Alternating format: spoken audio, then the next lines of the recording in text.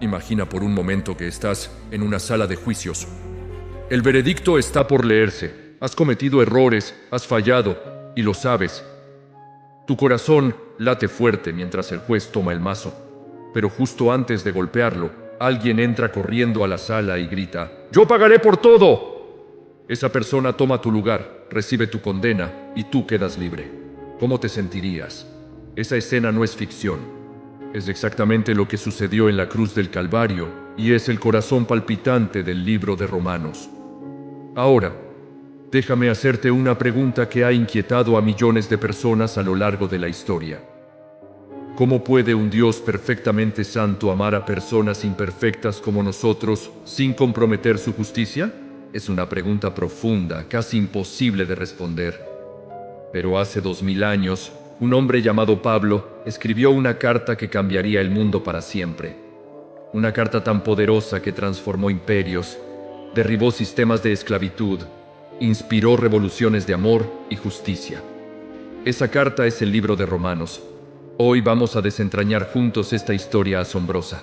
Vamos a caminar por las calles polvorientas de la Roma antigua. Vamos a entender por qué Pablo escribió esta carta, qué mensaje urgente quería transmitir, y sobre todo cómo esta antigua escritura puede transformar tu vida hoy, en este preciso momento. Prepárate, porque lo que estás a punto de descubrir no es solo historia antigua. Es tu historia. Es mi historia. Es la historia de toda la humanidad. Permíteme llevarte al año 57 después de Cristo. Pablo, un hombre que una vez persiguió violentamente a los cristianos, ahora se encuentra en la ciudad de Corinto. Ha plantado iglesias por todo el mundo conocido. Ha sufrido naufragios, golpizas, cárceles. Pero hay un lugar que aún no ha visitado: Roma, el corazón del imperio más poderoso de la tierra. Y Pablo tiene un plan audaz. Quiere ir a Roma, pero no solo para visitar. Quiere usar Roma como trampolín para llevar el mensaje de Jesús hasta los confines de la tierra, hasta España. Pero antes de ir, Pablo hace algo extraordinario. Escribe una carta. No cualquier carta. La carta más sistemática, más profunda, más revolucionaria sobre el Evangelio que jamás se haya escrito. Y aquí viene algo fascinante. Pablo nunca había estado en Roma. No conocía personalmente a la mayoría de los creyentes allí. Entonces, ¿por qué escribir semejante obra maestra teológica a personas que apenas conocía? La respuesta te va a sorprender. Pablo sabía algo que nosotros a menudo olvidamos. El mensaje del Evangelio es tan radicalmente contrario a todo lo que el mundo cree, tan diferente de todas las religiones humanas, que necesitaba ser explicado con claridad cristalina. No podía dejar espacio para malentendidos. Y déjame decirte algo. Esos mismos malentendidos siguen existiendo hoy. La carta comienza con una bomba. Pablo dice que no se avergüenza del Evangelio. Ahora, piensa en esto por un momento. En el mundo romano, la idea de adorar a un carpintero judío ejecutado como criminal era absolutamente ridícula. Era vergonzoso. Los romanos adoraban al César como Dios. Los griegos buscaban sabiduría filosófica elevada. ¿Y viene Pablo diciendo que la salvación del mundo entero depende de un hombre crucificado? Era locura total. Pero Pablo no retrocede. Él declara: es poder de Dios para salvación. Fíjate bien en esa palabra, poder. En griego, dinamis. De ahí viene nuestra palabra dinamita. El Evangelio no es una sugerencia amigable, no es un sistema de mejoramiento personal. Es poder explosivo que rompe cadenas, que destruye fortalezas, que transforma corazones de piedra en corazones de carne. Y ahora Pablo va directo al punto más incómodo de todos. Empieza a describir la condición humana, y no es bonito. Capítulo 1, versículo 18 en adelante. Pablo pinta un cuadro devastador de la humanidad apartada de Dios. Habla de idolatría, de cómo los seres humanos cambiamos la gloria del Dios inmortal por imágenes de criaturas mortales. ¿Suena antiguo?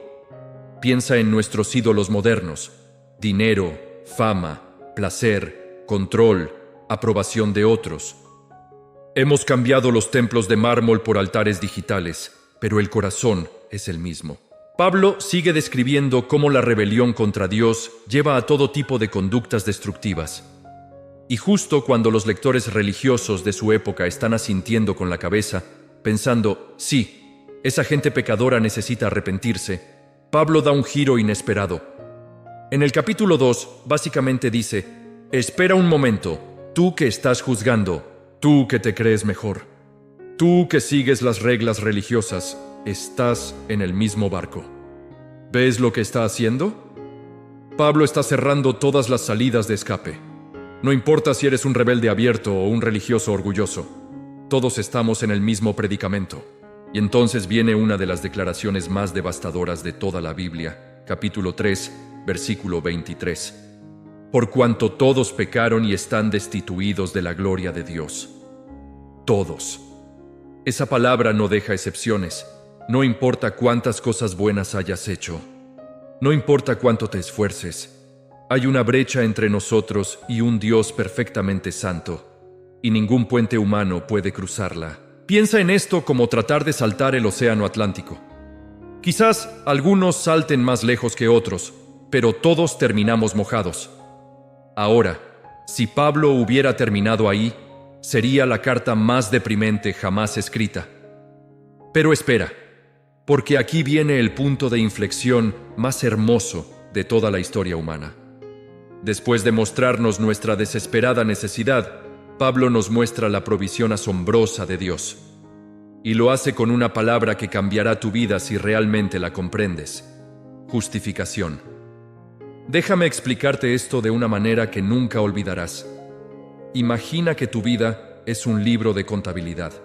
En una columna están todas tus buenas acciones, en la otra, todas las malas. Si fueras honesto, ¿qué columna pesa más? Ahora, la justificación no es Dios haciendo la vista gorda a la columna del pecado. No es Dios minimizando o ignorando nuestras fallas. Eso no sería justicia. La justificación es algo mucho más radical. Es Dios transfiriendo todos nuestros pecados a la cuenta de Jesús, quien los pagó completamente en la cruz. Y entonces, como si eso no fuera suficiente, Dios transfiere toda la justicia perfecta de Jesús a nuestra cuenta. Es como si nunca hubiéramos pecado y como si siempre hubiéramos obedecido perfectamente. ¿Entiendes la magnitud de esto? No es solo perdón. Es declaración de inocencia total basada en lo que Cristo hizo. Y aquí viene la pregunta que ha confundido a millones. ¿Cómo recibimos esto? Pablo es absolutamente claro. Por fe, solo por fe, no por obras, no por esfuerzo, no por ser buena persona. Por fe en lo que Jesús hizo. Y para ilustrar esto, Pablo nos lleva de la mano hacia el pasado, a la historia de un hombre llamado Abraham. Abraham vivió 2000 años antes de Cristo. No tenía la ley de Moisés, no tenía templo, no tenía sacerdotes, solo tenía una promesa de Dios que parecía imposible, que tendría descendencia tan numerosa como las estrellas del cielo, a pesar de que él y su esposa eran ancianos. Y la Biblia dice algo asombroso. Abraham creyó a Dios y le fue contado por justicia. No hizo nada excepto confiar en la promesa, y Dios lo declaró justo. ¿Ves el patrón? Desde el principio, el plan de Dios siempre ha sido el mismo. Salvación por gracia mediante la fe. No es un plan B, no es un parche de último minuto. Es el diseño original desde antes de la fundación del mundo. Pero ahora Pablo tiene que enfrentar una objeción gigantesca.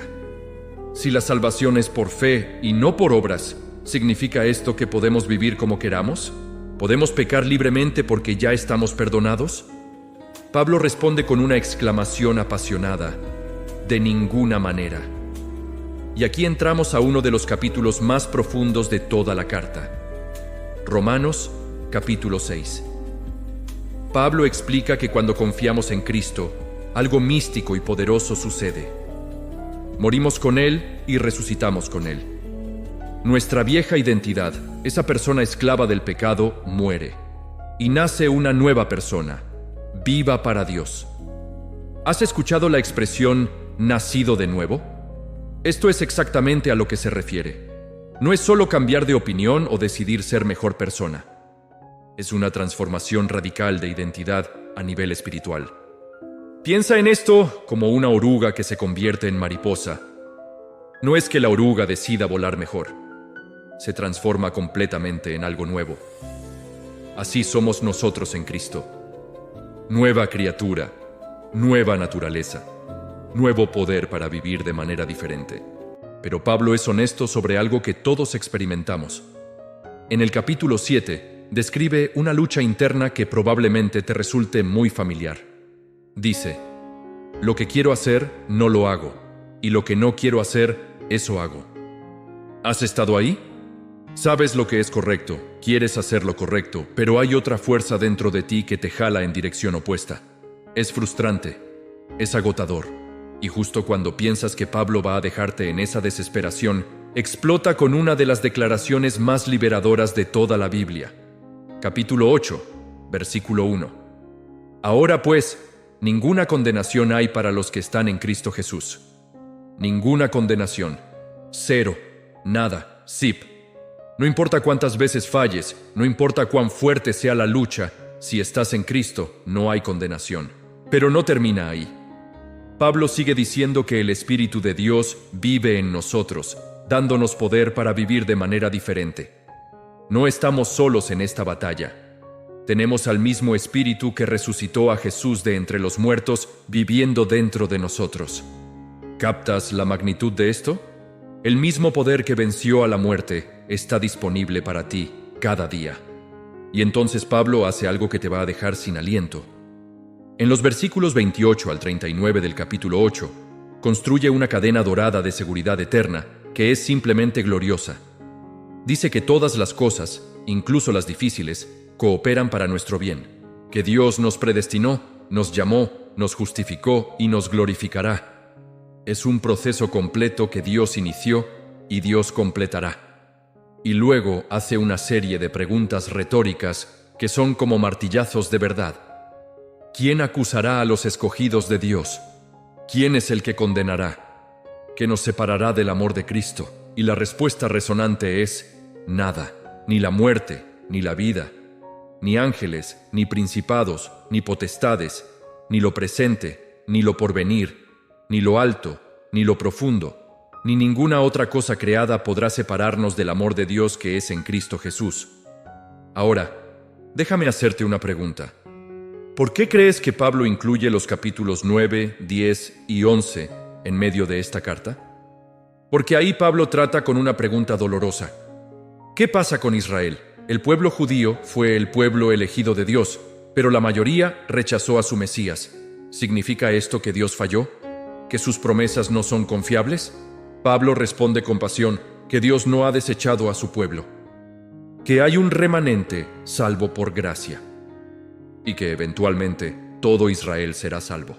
Dios mantiene sus promesas siempre. Y si Dios es fiel a Israel a pesar de su incredulidad, ¿cuánto más será fiel contigo? Ahora llegamos a un cambio de tono fascinante.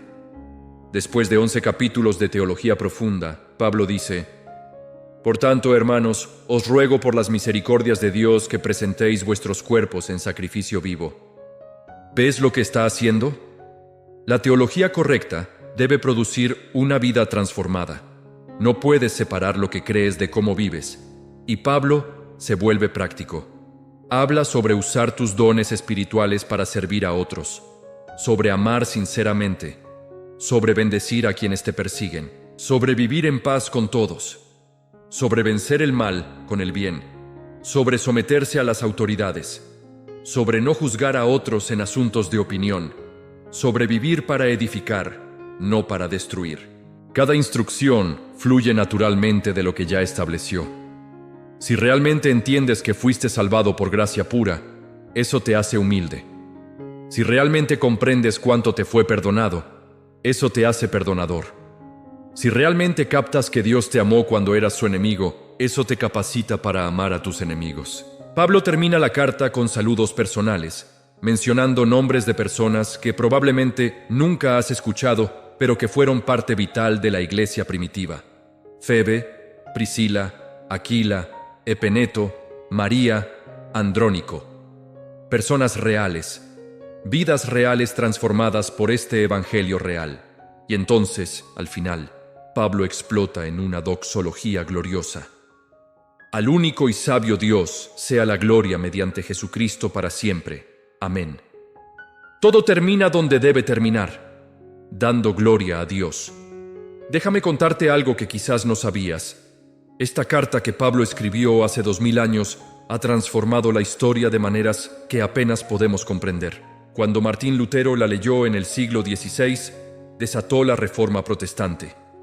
Cuando John Wesley la escuchó leer en el siglo XVIII, su corazón fue extrañamente calentado y comenzó el avivamiento metodista. Cuando Karl Barth la comentó en el siglo XX, cambió el curso de la teología moderna. Pero aquí está la pregunta más importante de todas. ¿Qué hará esta carta contigo? No estás aquí por accidente. De todas las cosas que podrías estar viendo o haciendo en este momento, estás aquí, escuchando sobre el libro de Romanos. ¿Por qué? Porque Dios te está alcanzando.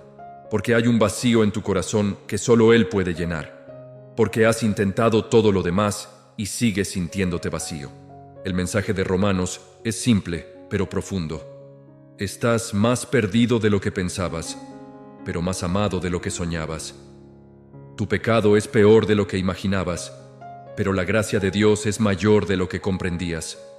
No puedes salvarte a ti mismo, pero Cristo ya hizo todo lo necesario.